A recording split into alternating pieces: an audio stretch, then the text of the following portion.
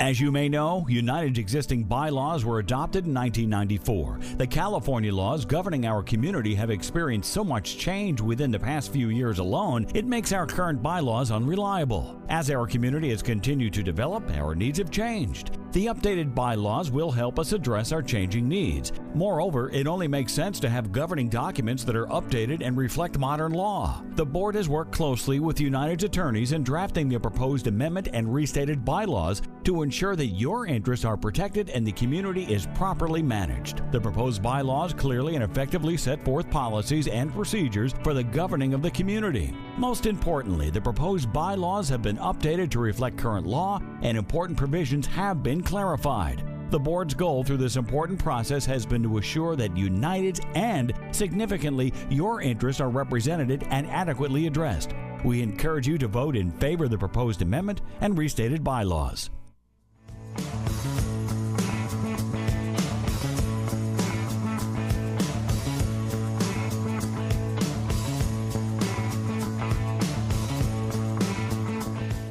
And with us right now is Maggie Blackwell, who is on the United board.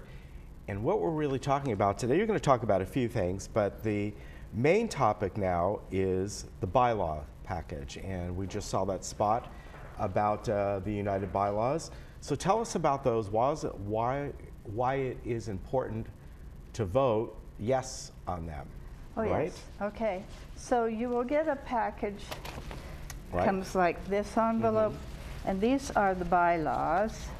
And at first there is the cover letter from our president, which was written and approved by the attorney, Right. to explain what the changes are in the bylaws. Okay. Basically, the bylaws were written in 1994, which doesn't sound so long ago, but actually was 23 years Yeah, ago. exactly. And so things have changed a lot since then. And so we need to redefine who our members are, who our shareholders are, and what our requirements are. We're just firming everything up.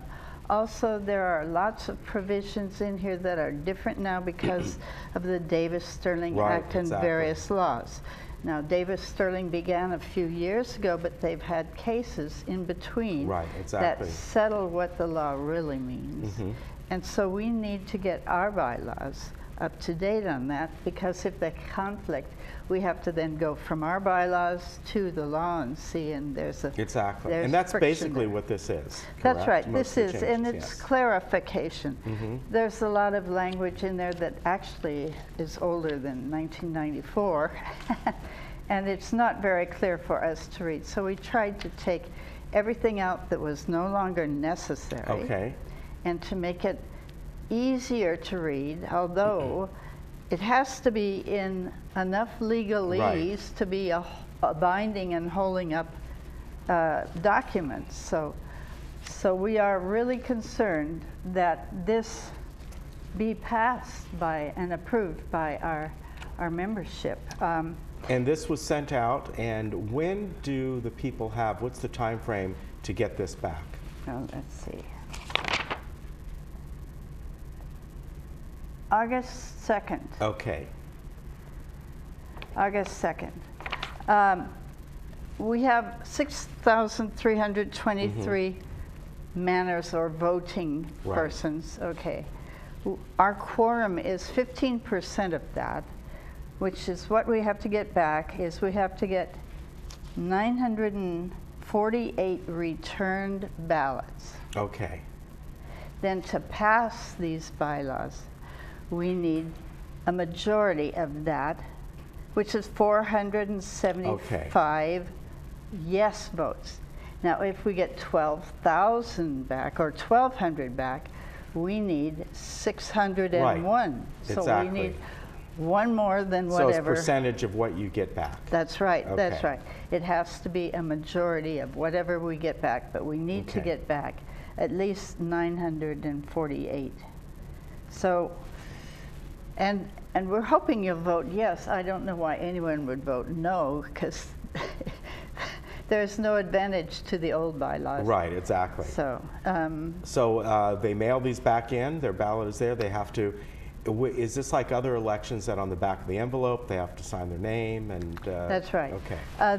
There's a yellow envelope and it's large, and you have to put one envelope inside the other. Don't write on one and do write on the other, and so on, so that every manner will be counted exactly right. So. Okay, very good. So remember to get your ballots back, and as Maggie suggested, and the other United Board members, they're hoping that you vote yes, because really this is simply clarifying and coming into line with the Davis-Sterling Act of the changes that have been done over these years. That's right. We don't want to be against the law, and we don't want to be confusing for people, because then it's difficult to enforce. Exactly. All right, so now we're going to move along to why does United care about the age of property owners? Well, we are a senior citizen development. Right. As a senior citizen development, we have certain laws and extra considerations that benefit us. We need, for our main owner, our shareholder, we are shareholders. Our shareholder has to be 55 or more. And it's really important that that happens. If we allow the children who inherit to move in at age 35, then we lose that and percentage, and we so on and so on, and we eventually lose our tax benefits and our legal benefits. So we need the 55. The new bylaws are pretty clear about who can be underage. There are a few exceptions, but we need our people to be 55. Okay. All right, very good.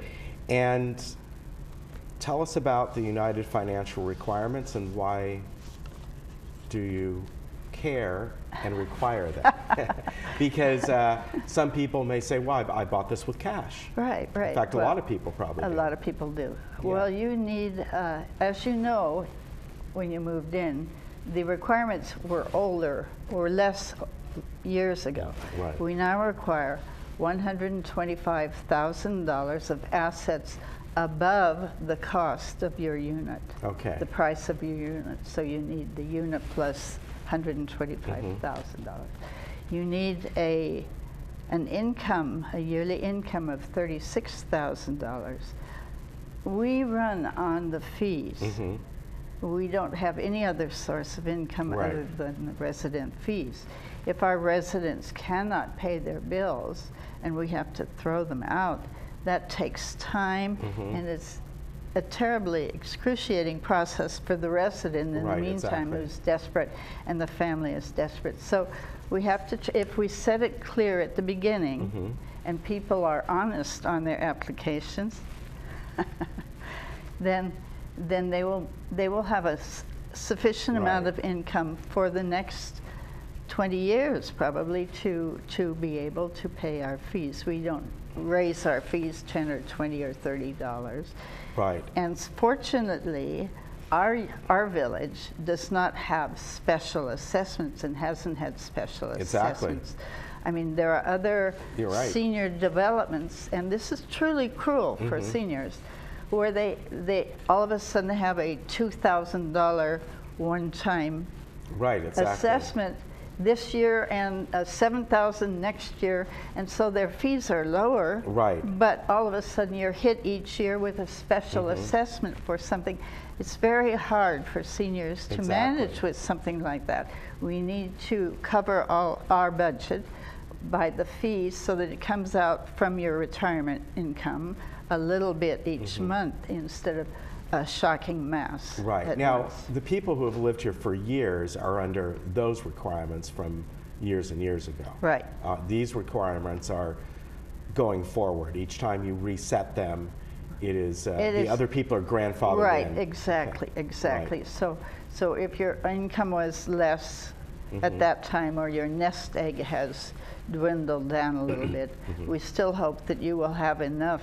Of course, people are living longer and longer now, and more people are remaining here in place instead of moving out to other homes. But that's a hardship on the family and on the resident if they get themselves into financial consideration. So we need for people who enter to be aware that Exactly. this is not something that is easy to fix. Right, exactly. Now, one of the other things that has been talked about are fines being assessed, and one of them is a fine for being absent when you have a service appointment and they come out there and take the time and you're not there and you did not ahead of time let the service department know that, you know, something has changed, you need to go to a doctor appointment or something. That's right. It really is. They schedule our service people, and they map it out for the week or the day. And so he has a schedule to follow, and he knows where he has to go and what he has to do. And they have to allow a little bit more time for each unit just in case something else comes up. It's not like they're every 20 minutes at somewhere else. Yeah, exactly.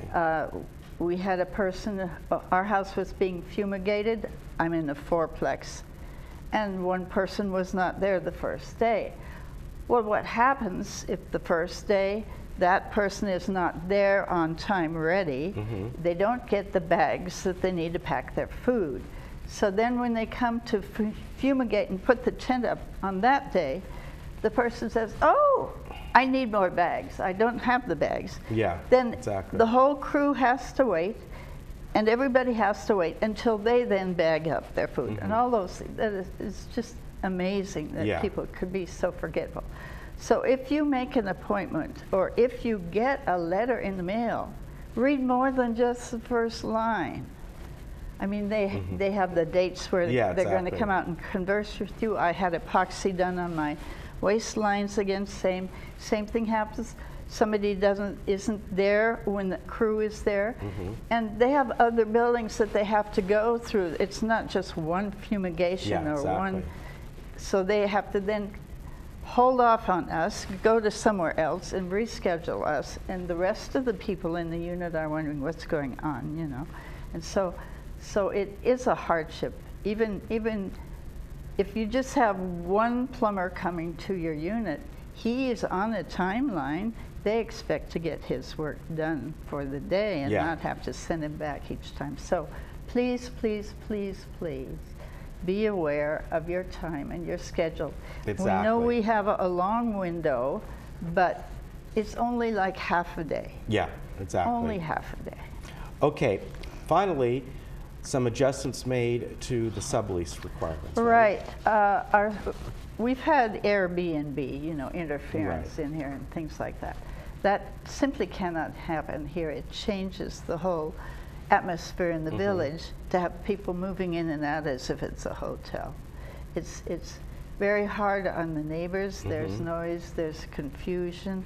They don't have predictability on who they're going to meet in the hall, and so on and so on. It is not a good thing for us. We're not built for it, and we don't like it. And also, they're not following, of course, the rules of age. Right. So they're just leasing out to anyone. All leases have to be approved by the corporation. Well, these leases aren't approved by the corporation. Exactly. They're just, so they all have to be approved by the corporation to fit our requirements. And this is not happening. So we are going to, by August meeting, we should have it from 90 days to 1 year is how you can lease for United.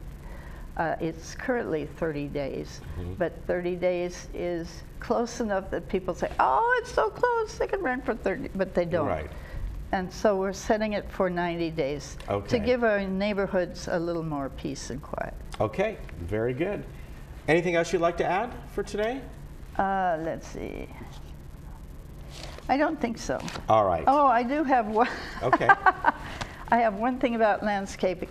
It takes almost 2.5 months for the landscape crew to do the whole village. I mean, so you won't see the crew that comes out for about 2.5 months. What we're going to do now is like send a forerunner group out a couple of weeks in the middle there, so that they will do they'll cut off the dead plants, they'll pull up the big weeds, whatever. They'll go through your cul-de-sac in a flash. It'll be lightweight work, not tree removal and stuff.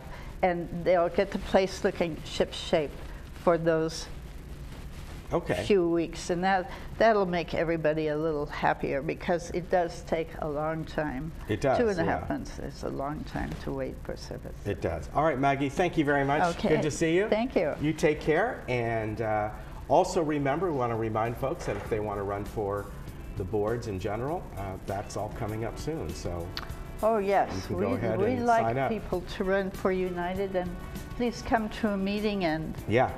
find out how it goes, and look up the governing documents and look up your own documents and get interested. We're supposed to be a volunteer organization. Right, and exactly. So we want volunteers. All right, very good. Good to see you, Thank and we'll you. be right back.